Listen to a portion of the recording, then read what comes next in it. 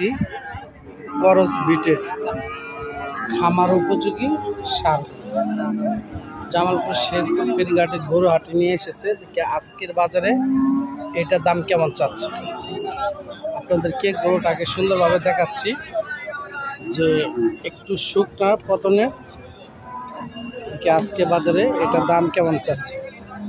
আসসালামু আলাইকুম কাকা, কেমন দাম চাইতেছেন কয়টা? 92 চাওয়া দাম 90 90, বেচা দাম বেচা দাম একদম দাম না, তারপরে একটা টার্গেট আছে না? ওই এত টার্গেট করে বাবু বেশি যাবো 92,000 টাকা চাচ্ছেন, দেখতে পাচ্ছেন 92,000 টাকা চাচ্ছে।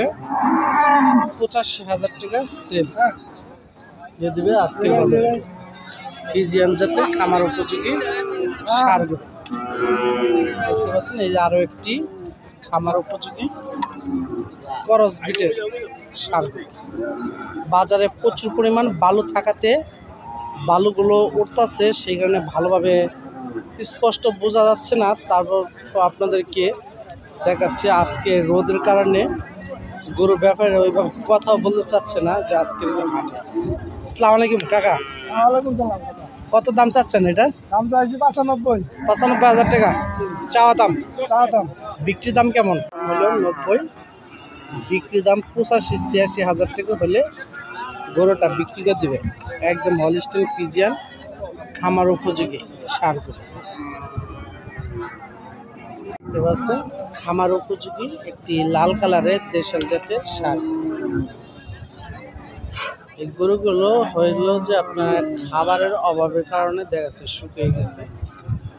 আজকের বাজারে দেখি গরুটা দাম কত চাচ্ছে আমি একটু শুনে দেখাচ্ছি, আপনারা দেখতে পাচ্ছেন। আসসালামু আলাইকুম কাকা, কত দাম চাইতেছেন গো? 80। এটা কি চাওয়া দাম? কোন জায়গা থেকে আইছে? মেলান্দ শামপুর বাজার। মেলান্দ। 80,000 টাকা চাওয়া দাম, বিক্রি দাম কেমন? 70-75,000 টাকা। কাস্টমার কিছু বলছে? 60-62 বলছে। দেখতে পাচ্ছেন এই গরুটা আজকের বাজারে 80,000 টাকা চাওয়ার দাম, বিক্রি দাম হলো 70-72 এরকম হলে বিক্রি করে দেবে। আর কাস্টমার বলছে 60-62,000 টাকা। দেখতে পাচ্ছেন।